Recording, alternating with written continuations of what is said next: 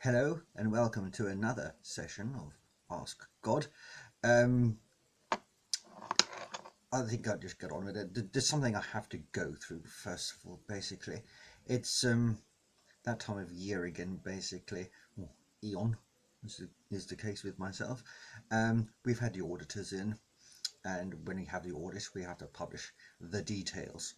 So I'll just get on with it. Okay, so I have to read it pretty much word for word, unfortunately. So just ask you to bear with me. So, right, where are we? So, out of 100% of our resources, only 95% were utilized. And out of the 95%, 36 was for single use, 63 was recycled, and 1% was lost. That's with an amicable disparity allowance that has a variable of 0.2 apparently. Um, Out of the 2.46 trillion blessings given, where 2.46 is equal to 100% with a variable of 0.164, we achieved a 0.172 accommodation, of which 73.25% of blessings were fulfilled and 26.75 of blessings exceeded expectations. However, 32.6% of the 73.25% were passed on to bless others, and 78.7% of the 26.75% blessed others accordingly. This is an overachievement of 0.8, placing us in the second percentile of this quarter eon. Where righteousness has been accredited to individual accounts, we achieved a 1.272 billion in losses in this period, remaining in the third percentile of this quarter eon. Out of net gains, where righteousness was not needed to be accredited, 1.289 million was retained, placing us in the second percentile, hence a total net profit of 0.017 and a total mass profit of 0.772 with a variable of 0.912 with allowances. Look, I'll be quite frank with you. This is utter nonsense, it really is. Do I have to read this? Well, don't forget who's boss. Yes, me. I am. I am his boss. That's right. Don't you forget it. Basically, we slightly overachieved, is what they're trying to say. Or as I used to say, and still do, that's good. Oh, I like that. Yes. So, it's all mumbo jumbo, basically. I mean, I'm obliged to read it out. I'm not going to go any further with it because I've covered over the main point of it. I mean, just have a look at this. I mean, what in heaven's name does 78.75% of 26.25% actually mean? If you make the 26.75 equal to 100%, it would be 20, 21 carrying 21.086 percent of the total. It's ridiculous. It really is. I mean, I don't understand why they just don't let me do the books. I mean, after all, many people do say I am a mathematician, but one doesn't like to boast, really, do they? Anyway, I'll just double check this, and yeah, yes, that'll do. Basically, that'll be quite enough of that, I feel. Right. Anyway, I do digress.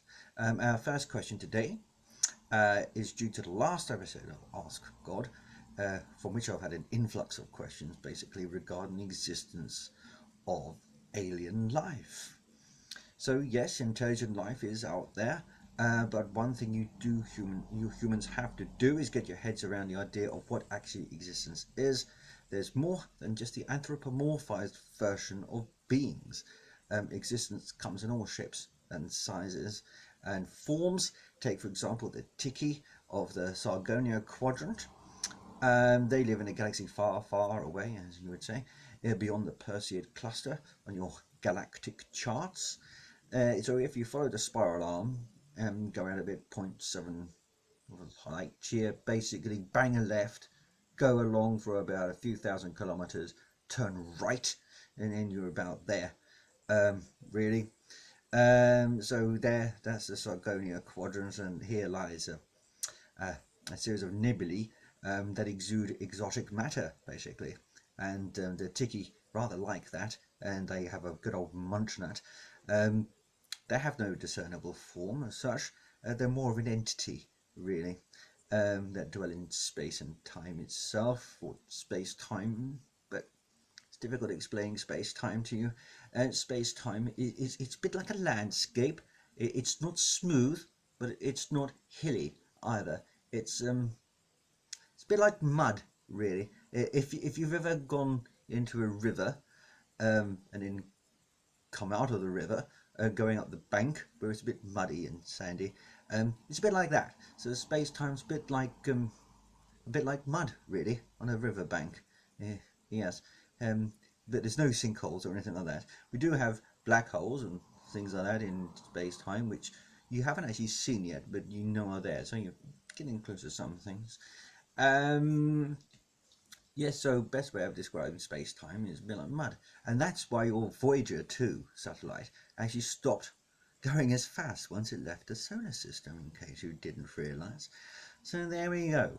Anyway, the Tiki, they're a nice bunch, and they're actually looking forward to meeting you once you can learn to travel without using baryonic energy, so to speak. So there's a challenge for you, especially you physicists there. Then there's also the Kai Kai, who look like walruses. They actually discovered interdimensional travel years and years ago, actually ages ago. But their presence on your planet went largely unnoticed. In fact, their last mission was in particularly peculiar, um, as they were never seen or heard of again. That bunch that came down, they were never heard of again after they went clubbing in Leeds, apparently. Um, then we got the Ptah, who live on Kredos. They're a beetle type race. Then we've got the Corians, who are from Kor, as you would think. They all resemble Mick Jagger. Yes, all of them look like Mick Jagger. You can get kind of lost wondering who you're actually talking to sometimes. Then there's the Maps, who live on Tau Alpha Pi, who are descended from the Neep, who are a rowdy bunch of people who enjoy sport uh, and the odd drink. Remind me of what you call Geordies, really. And then there's the And Sarf from the Librex system, who are rather tall.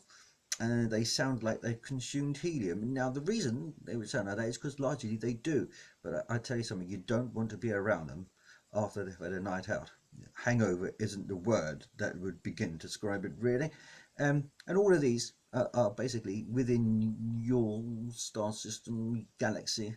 There's some just on the edge of Andromeda, one in between. But they're in your, what's the word I'm looking for? Locale. Yes, they're in your locale, basically. So once you humans have learned to traverse the heavens, you'll come across all manner of life, and I'm sure you'll find it interesting, to say the least. Change your views of religion and philosophy forever. It really will. You're so limited at the moment, I can't begin to describe it. Anyway, there we go. So, I'll give you a little clue of how to traverse the heavens. You've got to think more in the terms of sound and vibration. Set your engines to A minor and change it to a D. That's probably the best way to get from here to somewhere near to you, shall we say. Don't use an open E tuning though, because you do get resistance in the quantum accelerator, um, which can be a problem, I find. Anyway, like I say, the universe is absolutely packed with life and existence, so I hope you enjoy your adventures. So moving on swiftly, we'll go to a first question really, which is from Marjorie Dawkins from Utoxeter. She asks, is there any future in fortune telling? Well, Marjorie, in short, there's no future in telling the future, basically. Let me explain this for you. When people delight in making profit due to vague probable aspirations, there's more chance of a rhinoceros picking up a herring with a pin. Okay? And on the same note, when people take delight in exploiting people who have lost loved ones for the gain due to some vague hope of contacting them, well, there's more hope of Nicole Scherzinger being given a call and asked to come back to the Pussycat Dolls. If you get my drift. Okay. Next, we have Jessica Snigger of Leicester, who went old school and prayed, "Why can't people just get along with one another?" And this is a great sentiment, and one I'm rather fond of myself, as I'm sure you'll understand. I always say, let bygones be bygones, forgive and forget. Let's get on and be happy. Really. Um, you know, each of you do have the choice about what you think. I don't know if you realise that, but you choose what you think about, and you can just move on. It is your choice. Anyway, I'll say no more. Leonardo de Castillo from Salou asks me, what time is the right time? Well, now, really, unless you have a radio-controlled chronograph, which is actually fine-tuned to a place in Rugby, of all places. Why Rugby? Beggars belief, really. Well, something good's got to come from there, really. Anyway, these chronographs, fine-tuned to Rugby, are particularly accurate, but just don't go travelling around the world at significant speed, because you would have to address the variance and adjust your atomic clocks accordingly. What else have we got then? Oh yes, what I'm thinking about actually, when you people are going to learn that time is just an abstract, it's not real. It's just something to help you make a measure of things. Time was given to you as a present, really, so you can make sense of all of this around us. It's given to you as a gift. The present time is now, and all that malarkey, as a lot of your mystics talk about. So embrace that idea more. I should say it's only galaxies that give you the idea of time. Outside of galaxies, time doesn't really exist. Bit of a giveaway there as well. Anyway, oh yes, you were given those corporeal vessels, which I'm currently inhabiting at the moment for the purposes of this show, to help make sense of everything along with time. So try not to abuse them, basically. Moving on, Shay McGann of Butterworth asked me, when's the next series of SpongeBob SquarePants coming on? And do you know what? We're not exactly sure, but we want to find out because I'm a bit of a fan myself, really. Mr. McGuinness asks me, have you a favourite set of underpants? Well, on the occasions like now when I do take on corporeal form, I am rather keen on a sort of cotton and polyester mixed boxer short. The other ones, like the Lycra, tend to chafe, really.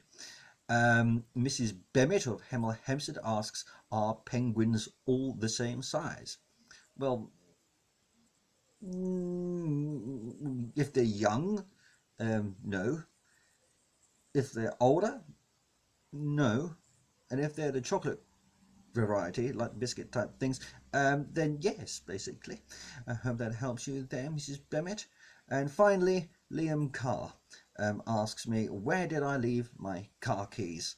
Well, Omniscience tells me that you placed them on a dresser in the kitchen next to the plate of Princess Diana holding a Scotty dog, basically. West Highland Terror, I believe you call them. So anyway, alas for me, that's all we have time for this week, and I do apologise about the statistics and auditing message at the beginning there, but we have to be compliant apparently these days. Anyway, so that's enough from me now, and I hope to see you soon. Goodbye.